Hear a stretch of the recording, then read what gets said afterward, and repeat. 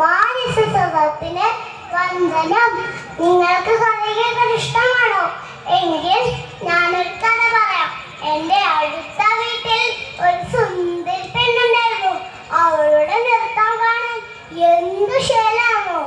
അവളുടെ പേര് ഞാൻ മറന്നുപോയല്ലോ.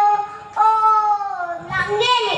ഒരു ദിവസം രാവിലെ നമ്മുടെ നങ്ങേലി പെണ്ണ് കുളിച്ചൊരുങ്ങി ചീകി മിനുക്കി പൊട്ട് തൊട്ട് പാലിട്ട് കണ്ണെഴുതി പുറത്തേക്ക് ഇറങ്ങി. അടുത്തുള്ള കുളത്തിൽ ഒന്ന് മുഖം നോക്കണം. അവൾ ആരും കാണാതെ പതുക്കെ പതുക്കെ കുളത്തിലേക്ക് ഇറങ്ങി. അതവിടെ വായിൽ നിറഞ്ഞിരിക്കുന്ന നാരായണന്റെ പാമ്പിന്റെ വായിക്കാണ് പാവം പെണ്ണ് ചവിട്ടിയത്. ഇടയ്ക്ക് ഞാനൊരു കാര്യം പറയട്ടെ.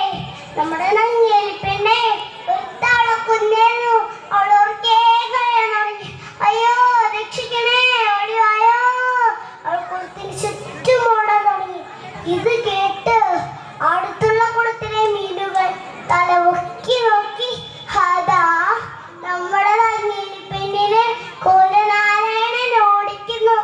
അവർക്ക് ചിരി വന്നു. അവരെല്ലാവരും കൂടി നങ്ങേലി പെണ്ണിനെ കളിയാക്കി ചിരിച്ചു. നാലുകാലുള്ളൊരു നങ്ങേലി പെണ്ണിനെ കുലനാരായണൻ കെട്ടോണ്ട് പോയി. ഓ ഓ ഓ രണ്ട് കാലുള്ളൊരു ചട്ടമ്പി പെണ്ണിനെ കണ്ടവരെല്ലാവരും കണ്ടോണ്ട് പോയി. കണ്ടെത്തുന്നെഞ്ചത്ത് കൊണ്ടോണ്ട് പോയി. തന്നെ രക്ഷിക്കാൻ ആരും വരുന്നു. നങ്ങേലിക്ക് മനസ്സിലായി, ഇനി ഒരു സൂത്രം പ്രയോഗിച്ചേ പറ്റൂ. അവൾ തലവകം ജ്ഞാനിക്കാൻ തുടങ്ങി. ഇത് തന്നെ ബുദ്ധി, ഒന്ന് പ്രയോഗിച്ചു നോക്കാം. ചേട്ടാ, കുലനാരായണൻ ചേട്ടാ, എന്നെ കൊന്നു തിന്നുന്നതിന് മുമ്പ് എൻ്റെ അവസാനത്തെ ആഗ്രഹം സാധിച്ചു തരാമോ ചേട്ടാ? കുലനാരായണൻ ചേട്ടാ, എന്താണ് നിന്റെ ആഗ്രഹം? എനിക്ക് അവസാനമായി നൃത്തം ചെയ്യണം. നിന്റെ അവസാനത്തെ ആഗ്രഹമല്ലേ? നീ നൃത്തം ചെയ്തോളൂ. ഇത് കേട്ടുള്ള താമസം. നങ്ങേലി പെണ്ണ് താമരപ്പൂലേക്ക് എടുത്തൊരു ചാട്ടം. അവിടെ നിന്ന് കുളക്കരയിലേക്ക്.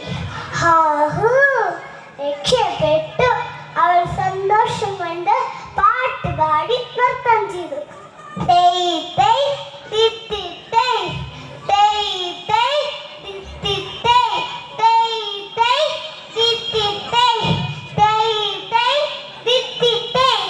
അവൾ സന്തോഷം കൊണ്ട് തുള്ളിച്ചാടി വീട്ടിലേക്ക് പോയി. കൂട്ടുകാരെ, നമ്മൾ എത്ര ചെറുതായാലും ബുദ്ധിയുണ്ടെങ്കിൽ ഏത് വലിയനും തോൽപ്പിക്കാം. നന്ദി, നമസ്കാരം. എല്ലാവർക്കും മനസ്സിലായല്ലോ, നമ്മൾ എത്ര ചെറുതാണെങ്കിലും